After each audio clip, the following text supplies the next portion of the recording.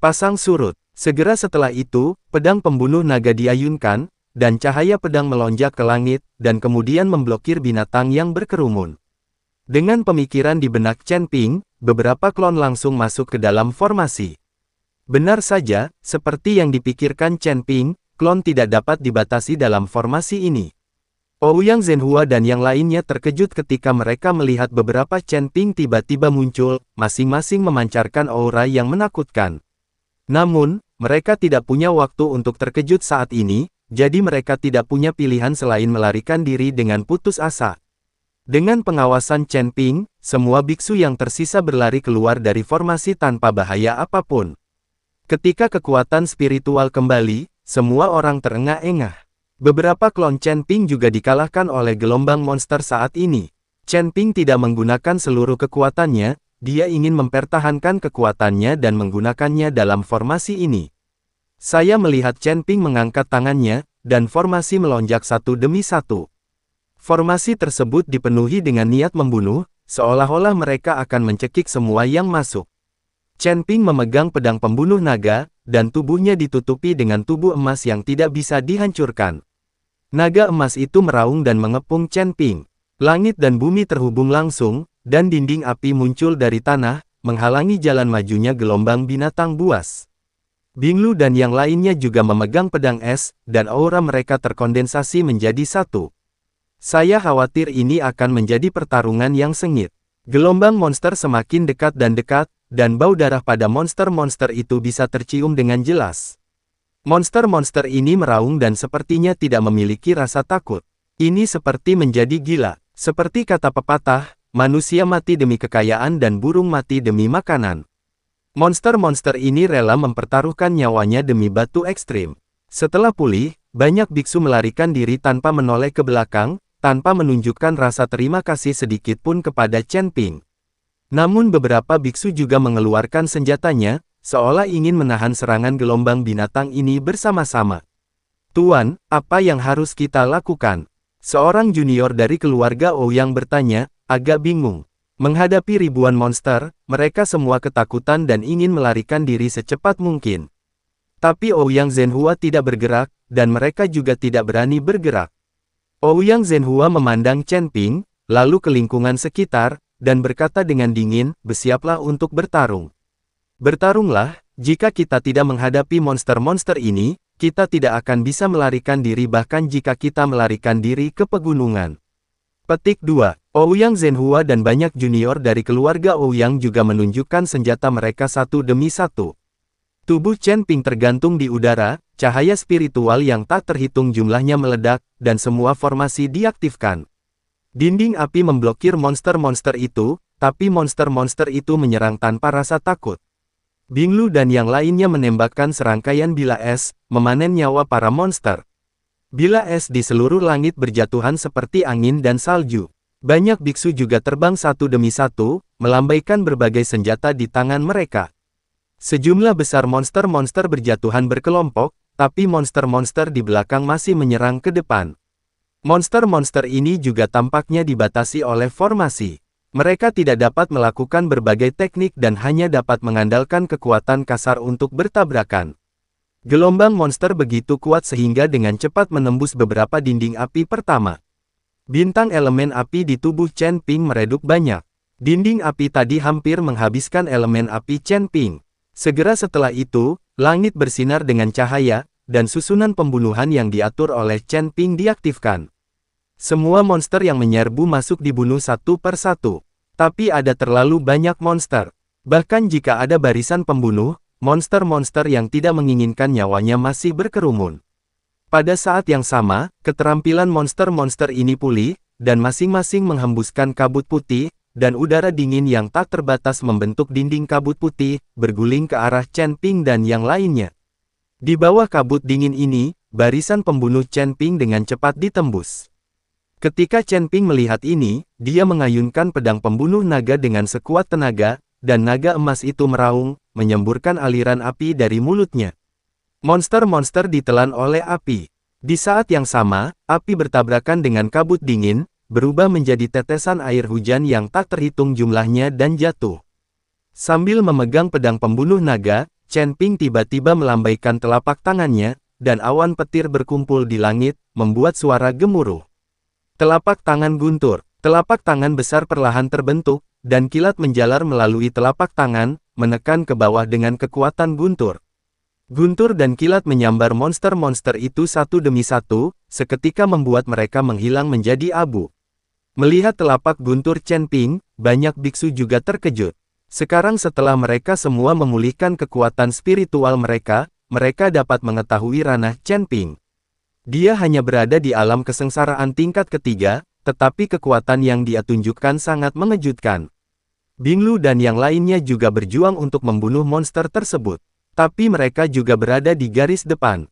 Kawanan monster dan binatang menyerang tanpa takut mati, yang membuat Binglu dan yang lainnya merasa sangat berat. Ketika Chen Ping melihat ini, bintang aslinya bersinar, dan dia menggunakan sumber ilusi untuk membuat susunan ilusi tepat di depan Binglu dan yang lainnya. Tanda seru, meskipun susunan sihir tidak mematikan, itu dapat menghentikan laju dan kecepatan serangan monster-monster itu. Benar saja, setelah monster-monster ini menyerbu ke dalam formasi ilusi, mereka semua menjadi lesu, seperti lalat tanpa kepala yang tersesat. Ini juga membuat Binglu dan yang lainnya bernapas lega. Gelombang besar, Ouyang Zhenhua, bersama dengan semua orang di keluarga Ouyang dan biksu lainnya yang tersisa, berjuang keras untuk melawan. Ouyang Zhenhua, yang berada di alam kesengsaraan tingkat 9, menari dengan telapak tangannya, dan bayangan hitam yang tak terhitung jumlahnya terbang keluar dari antara lengan dan jubahnya. Kemudian bayangan hitam ini berubah menjadi boneka, seperti robot, mengendalikan dan bergegas menuju monster itu. Bahkan jika monster menyerbu masuk, tidak ada yang akan gentar. Ada mayat monster yang tak terhitung jumlahnya di tanah, dan darah mengalir ke sungai, mewarnai salju putih menjadi merah. Bau darah yang menyengat bahkan terlalu menyengat bahkan bagi orang yang terbiasa membunuh. Namun, pil binatang yang berserakan di tanah juga merangsang keserakahan manusia. Beberapa mayat monster mati ini meledak, dan pil binatang itu jatuh ke tanah. Tahukah Anda, setiap monster memiliki ramuan binatang di tubuhnya. Setelah begitu banyak monster mati, itu akan menjadi sumber daya yang sangat besar untuk mengeluarkan ramuan binatang buas ketika saatnya tiba. Banyak orang menolak untuk mundur, dan inilah alasannya. Siapa yang tidak ingin mendapatkan ramuan binatang buas? Tapi monster-monster itu sepertinya tidak terbatas, dan mustahil untuk membunuh mereka semua. Dan pertarungan semacam ini tidak diragukan lagi merupakan pertarungan yang paling menuntut secara spiritual. Beberapa biksu hanya bisa menelan pil sambil melawan dengan sekuat tenaga. Arai hantu yang dikerahkan oleh Chen Ping untuk sementara memperlambat monster, tetapi segera arai hantu tidak dapat lagi bertahan. Bagaimanapun, kekuatan formasi sementara tidak terlalu tinggi. Saat formasi ilusi ditembus, tekanan pada Binglu dan para suci lainnya meningkat secara dramatis. Monster mulai menyerbu ke arah kami, mengikuti Binglu dan yang lainnya untuk bertarung dalam jarak dekat. Beberapa orang suci mulai terluka. Saudari Yingying, apa yang harus kita lakukan? Binglu berkeringat banyak dan menatap Lan Yingying tanpa daya. Lan Yingying juga tampak putus asa saat ini. Bagaimana dia bisa tahu apa yang harus dilakukan? Menghadapi monster-monster yang tak ada habisnya, sepertinya tidak ada cara untuk membunuh mereka semua. Mereka hampir mencapai batasnya. Betapapun bertekadnya mereka, batas fisik mereka telah tercapai. Tanpa berkah kekuatan spiritual, tidak ada gunanya sekeras apapun mereka berusaha. Mundur, semuanya mundur. Chen Ping, yang melayang di udara, telah melihat bahwa Binglu dan yang lainnya telah mencapai batasnya. Jika ini terus berlanjut, cepat atau lambat mereka akan mati di bawah kuku besi monster itu. Chen Ping masih meremehkan kekuatan monster ini. Binglu dan yang lainnya saling memandang, lalu mulai mundur dengan cepat. Tapi monster-monster itu menolak untuk melepaskannya, dan Binglu serta yang lainnya hanya bisa bertarung dan mundur pada saat yang sama. Ouyang Zhenhua juga tampak tak berdaya dan melambaikan tangannya, mundur, cepat mundur ke puncak gunung. Ketika biksu lain melihat ini, mereka semua mundur. Adapun pil binatang buas di tanah, mereka hanya bisa kembali untuk mengambilnya jika mereka punya kesempatan. Kristal naga di dada Chen Ping berkedip-kedip, dan segala jenis kekuatan bekerja keras. Jejak telapak tangan jatuh dari udara dan mengenai monster-monster itu. Chen Ping harus menghentikan monster-monster ini untuk sementara, jika tidak Binglu dan yang lainnya tidak akan bisa melarikan diri sama sekali. Binglu dan yang lainnya lari dengan putus asa, tidak berani ragu sama sekali. Bagaimana kabarnya? Di puncak gunung, Mu Naiyi melihat ke arah kaki gunung dan sedikit mengernyit. Karena pada saat ini, dia melihat suara gemuruh terus-menerus di kaki gunung, energi spiritual yang terjalin di seluruh langit, dan berbagai jenis kilatan cahaya. Nona, ada gelombang binatang buas yang datang dari bawah gunung. Kemudian Chen Ping memimpin orang-orangnya untuk melawan gelombang binatang buas. Mu Yao melangkah maju dan berkata, anak ini sebenarnya berani menghadapi gelombang buas secara langsung. Dia benar-benar cuek. Mu Naiyi tersenyum dingin, lalu memerintahkan, jangan khawatirkan dia, mereka mungkin tidak akan datang ke gunung hidup-hidup. Batu, sekarang segera pimpin orang untuk mengumpulkan batu tiang, temukan pintu masuk tambang batu tiang, dan kumpulkan batu tiang sebanyak-banyaknya. Jika kita menunggu gelombang binatang buas ini mengalir ke pegunungan, kita tidak akan punya kesempatan. Mu Naiyi tahu bahwa monster-monster ini pasti sedang menuju ke batu ji. Ya, Mu Yao mengangguk dan mulai memimpin orang-orang mengumpulkan batu tiang.